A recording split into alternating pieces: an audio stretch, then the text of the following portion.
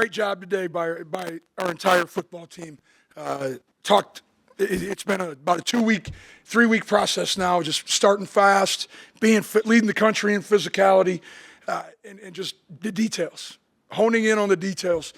Challenge this group to continue to get better all season long. I told them in there, I know a lot of times we always talk about the greatest improvement happens between week 1 and week 2. I told them that's inaccurate. It's between week 1 and week 11. That's when the greatest growth happens, and I think you saw a part of it. Are there things that we can clean up, especially with some of our young guys, a little frustrated with some of the plethora of penalties at the end, but you know, when you can have 522 yards against the second-ranked defense in the conference and 303 on the ground, creating opportunities for ourselves, it's going to end up being a good day. And when you got guys like 67 who just walked in here, I feel pretty good any day of the week when we play games. Yeah, I'll open it up for questions. Yeah, 28 points before people are blinking. That's the definition of a fast start. Darn right. Yeah, darn right. I could even figure that one out. But, you know, you got the ball on the ground a couple times, created a couple turnovers, short field, I believe. Somewhere in the middle of that, we had maybe not an explosive return, but a solid return. And defensively, we were able to get off the field. They got a couple first downs, but again, we kept them under 300 yards. And I think they were an offense that was averaging close to 30 points a game. And you know, they scored the last one on a lot of our backups and young guys, a lot of freshmen out there right now. A great experience for them, and we'll continue to grow and learn from it. Happened at South Dakota State to refocus? I mean, the last 2 weeks is as good as you guys have. Yeah, I don't know if I ever want to say I want to get beat. I say this with all due respect to South Dakota State. I want someone to beat us. I don't want to lose a game, if that makes sense to you. And I felt like that day we lost that game. I don't know if we got beat. How good to see Phoenix have that long touchdown there? I tell you what, he looked pretty dang fast, didn't he? I don't know early in the year, even through like Towson and getting into the conference, if he was necessarily 100%. He's one of those guys who's all in all the time. And so you almost have to back him down, back him off on his rehab. And so I think all of a sudden he was so gung-ho to get his knee back. Well, then he had hamstring issues. And that was just an easy, efficient smoke and make a guy miss and he's gone. And that is one, it's a great job by Cam, just seeing the off corner and being able to, hey, I'm going to take the easy throw. Some guys are too prideful to do that, but Cam is a competitor, and he's going to do whatever he can to help this team win. Cam, 19 to 23 today. Can you speak to the level that your quarterback's playing at right now? He's always here. He's sitting in this. If he's not in this room, he's in the staff room upstairs. He's been a competitor his whole life, very talented, very smart, football-savvy kid, and he's doing a great job. And he's confident right now, and we all know that when you believe, regardless of what you're doing, if you truly believe in how you're playing and how you're approaching every game, it's hard to beat you. The reasoning of the fake punt was what? We need to stay on the field. We need to get first down. You must have saw something. Oh, we saw it all week. Yeah, I mean, what we had seen is we knew that number 34 was part of their block scheme. When he was aligned in the outside half of the A gap, they were bringing pressure, and so we knew we could get the edge. Great job by our freshman punter, probably the hardest hit he's ever had in his life, and hopped up, and he was good. I think he got stepped on. I think he was concerned. Christian Watson had 3-4 carries, broke one touchdown, had 6-7 catches. Just not the loud day that he normally has, but the run was pretty, just kind of a varied day for Christian. Yeah, I still think he's one of the best players in mid-major football, and I think our guys do an excellent job. When I say guys, I'm talking about our coaches do an excellent job of moving him around, finding complementary plays. You go back 3 weeks ago, or I take that back. I'm not even sure who we played before South Dakota State, but we used him in the run game, just on outside zone. Then the next week, we lined him up in the same exact spot and pushed him right down the tube against South Dakota State, and he caught about a 40-yard pass against their Mike linebacker. And just, I think Tyler, Coach Roll, Coach Hedberg, our entire offensive staff are doing a really good job of being creative, lining him up, making it look like something we've done before, and then it's something completely different. And that's what you have to do. Everyone knows where he is. You guys saw it today. He's in the backfield. All 11 guys on defense are pointing to number 1 back there. Well, he can be as just effective as a decoy as well. Matt, do you feel like the second half of the season, the offense just opened up, just breathed easier after the quarterback change? I don't know if it's the quarterback change or if it was just timing. We relatively, we were getting Jake Kubis back in the mix after a surgery. I think there was just, we had an injury with Jalen. I think our offensive line has really gelled a ton in the last month. And I have no problem saying that with the big man over here, because we have those conversations every week. This program's built around the Rams and playing good defense. And if we can do that, we have a shot every week. But can you speak to what Cordell has meant to this program for the last 6 years? Well, he's played in 60 games. I think that talks about his resolve, his tough North Dakota toughness. There's very few linemen in all of college football that were probably even willing to do that.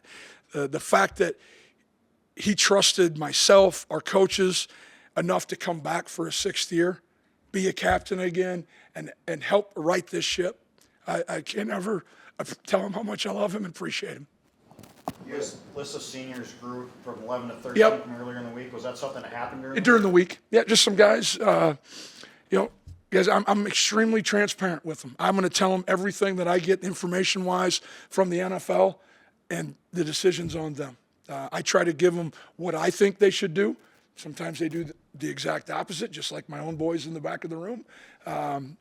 Sometimes they listen. But, the one thing that I made sure was apparent to all of those guys, if they wanted to come back, there was room to come back. We would find scholarship. We would honor scholarship. Once a Bison, always a Bison. How much did you talk this week about the meaning of this game in the big picture? I didn't talk much about the playoffs. What I talked about was winning the conference championship outright, but what it afforded us this next week. We're not going to practice Monday, so we need some rest physically and mentally at this point. We've been going for 8 weeks straight. We're going to go Tuesday, Wednesday. We're going to give our guys, with the anticipation that we'll be a seeded team, they can, if they're within driving distance, they can get home, spend Turkey Day with family. If not, they'll spend Turkey Day with family here and the football team. But I think just and then we'll come back Saturday and practice again based on whomever wins. But we'll get a couple practices in. Heavy emphasis on young player development this week. Do you think you earn the number 2 seed? Number 2 seed. It doesn't matter. We're going to be ready to play. Coach, how do you manage the recruiting side of it when you're having these conversations of, are you coming back, are you not coming back, and you're thinking, okay, do I have 22 scholarships, do I have 26, do I have 19? I had a pretty good idea. I knew the 11 that were, Ross, I've had probably a half dozen conversations going all the way back to spring with some of these players, and the anticipation that they may be with us, they may not be, always making sure they knew that they were wanted here. Even had a number of phone conversations with parents. I was recruiting our players again, and I'm okay with that. I'm okay. Getting some of them to come back who are coming. There's a lot of experience coming back, and so,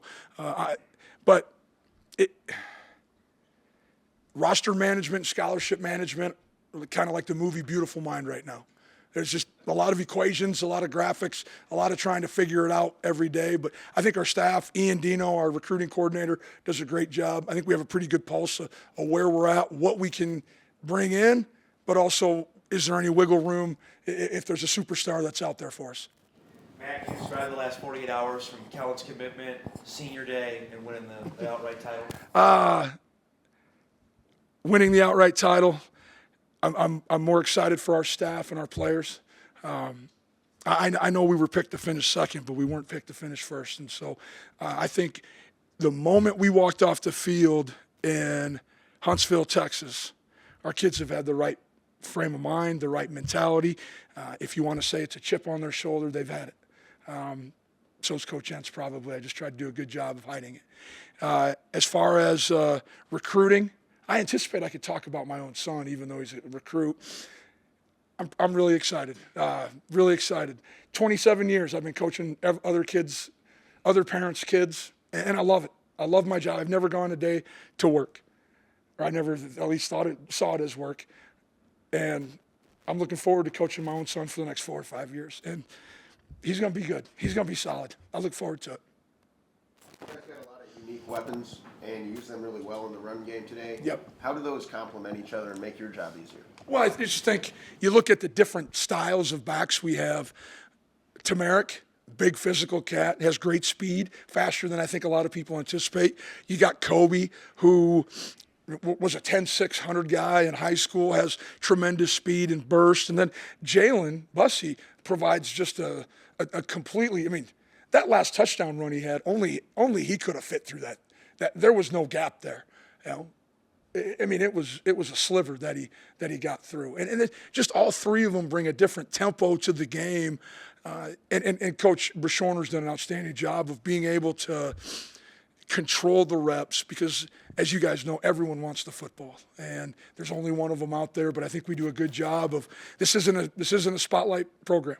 This is a program built on winning with your buddies, winning with your family. Have a shot when you guys get back for the playoffs? Potentially. I know he's kind of scooting around right now. They said 4 to 6 weeks. We're 2 weeks into it already, or maybe a little bit around a week. This bye week will buy us a little bit of time, but there's a reason why we went out and found Tamerik. We felt like we needed to continue to add depth to that room. It's great. We dressed Barika today just because Hunter Lipke was a little banged up, just to make sure that we had appropriate people on the sideline with us, and he's been great on our scout team. Barika's, he takes a ton of reps, gets popped a lot, thud, and I think it's good for a young guy to get experience running out. Especially, it's a long year for our redshirted kids. I mean, they've been scout team now. Most of them a year ago were thinking about getting ready for basketball or wrestling, and right now they're thinking about getting ready to emulate an offense or a defense from an opponent we're not even sure about yet. All right. Appreciate it, guys. Thanks. Eric, can you comment on the start and what that did for this game right away? I think the coaches, even the coaches, everybody, the players, we did a really good job trying to start fast this week. That was the big message, and I think we did a really good job of that at the start of the game. They didn't get a 4th and 1 on their first drive, and you guys picked your 4th and 1 up. How big was that? That was a big momentum shift just to start off the game. I mean, I think any time, any point of that for a defense, that can be demoralizing. So I think we did a really good job right there. So.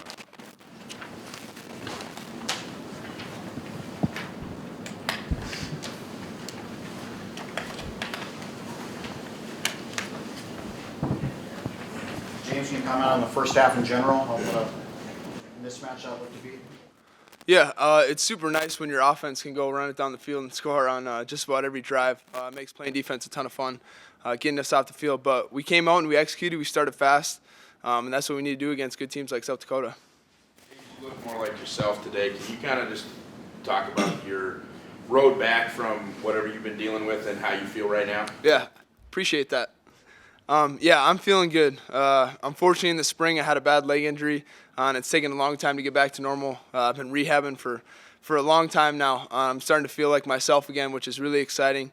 And, man, I love to play football and to play it fast, so it's good to be out there. James, what was the outlook coming into this game? You guys knew you had a lot on the line. Conference championship, possibly a number 2 seed. Did you guys talk about that before the game? What was the outlook going? Yeah, we talked about all that stuff. We talked about being senior day, all-right conference championship, potential bye. We laid it on the table and used it as extra motivation for the game. How much energy do you guys get off scoring on the first 4 drives? That's you, brother. I think it's a lot of energy, honestly. I think for offense, man, we feed off the crowd, man. So when the crowd is up and going, we feed off that energy, and I think it allows us to start fast. So. Worried that Caden Steindorf is going to become the starting tailback now for NDSU? Man, not at all, man. Caden can get back there and toe the rock anytime, man. So I'm not worried about it, man. It was exciting to see that, though, really. Did it feel different today coming out? Like you guys had just like a crazy start. No. I mean, not really. I mean, we had preached it all week. So, I mean, we had all talked about starting fast, offense, defense, special teams. I think the coaches did a good job with the game plan to help set us up to be successful on Saturday. One thing that NDSU is known for is kind of at the end of the season starting to kind of trend upward. Do you feel like you guys are hitting that stage now after kind of some stuff in the middle of the year? Yeah. Yes, sir. Oh, my bad. Yes, sir. Our program's built on that. Fortunately, we've been here before. We know how it goes. So, yeah, I think we have a good system set up, and I feel like we're rolling right now. Do you feel like you guys are the version of this offense that has Cam as the quarterback? Do you feel like that's starting to hit its stride? I mean, just that you had 7 games with Quincy to kind of get that moving, and now this is it seems to be a different version of the offense. Yeah, man. I think every week, man, we're doing a really good job of just taking it in strides. And the offense is we're still developing, man. I think we still got a lot more ball to play. Our best ball is ahead of us for sure.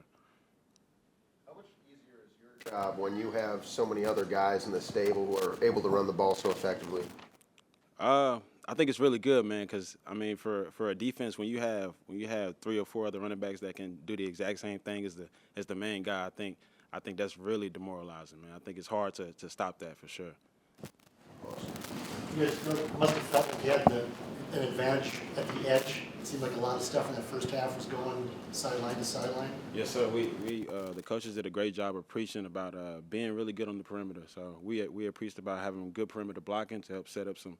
We saw some opportunities watching film this past week. So I think that was the big thing for us. What do you think of Phoenix's play where he made the quick catch and just down the sideline? Hey, I didn't know he was that fast either, man. I was like, I honestly, I saw him make the move, and I was like, yo, if he takes it to the house like that, man. And then I saw the extra gear. I was like, where was this been, man? I didn't even know if he was this fast. So it was exciting to watch him make that play though. The day matched the moment for what you thought it was going to be for senior day? Yeah, it was everything and more. Growing up, I always wanted to run out of that tunnel, and to have the senior day experience, it was something that I'm gonna cherish forever. Christian, I remember seeing you walk off the field in Huntsville, the loss to Sam Houston, what that felt like. Was there a chip with this team right when fall camp started, or did it start that day in Texas? I mean, it definitely started that day. We set our goals early. We set our goals in the summer and fall camp. Obviously, that goal is to, win, go 1-0 every single week. But we had that same natty goal at the end of the year too, and just to have that shot kind of taken away from us. The chip definitely started right at Sam Houston, and every single day we came to work. Since then, we've been fighting with that chip on our shoulder. Cordell, I asked Coach this, maybe you heard, but did you guys need what happened to you and Brookings to happen these two performances? This is as good as you've looked these last 2 weeks. Did you guys need to have that kind of check on you? Yeah, I don't want to sound like a broken record and repeat exactly what he said, but like he said, I hate to talk about losing, and but I think since that day we've been refocused, hungrier group, and I think every day everyone comes with a better mindset to improve because we know that we're capable of being beat. Everything that Phoenix went through, how good was it to see that long touchdown from him? It was crazy. Right before that play happened, I was talking to him. I challenge Fee every week. I'm just joking around with him, but I try to get him going every single week. It's amazing to be able to see Phoenix go out there and just do his thing. Every single person on the offense, every single person on the team knows what he's capable of. Obviously all he needs is opportunity, and when he gets his opportunities, he makes the most of them. Obviously, like today. Christian, what is different about this offense with Cam? I mean, you guys just seem to be operating at a higher level. I wouldn't even say anything's different. I just think we're connecting on all cylinders.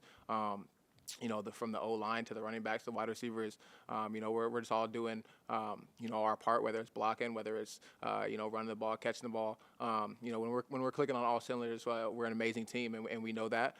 So we just, each person's got to do their 111th, and just, you do your 111th. It's going to be a whole bunch of guys, going crazy, being physical, and we're going to make some plays.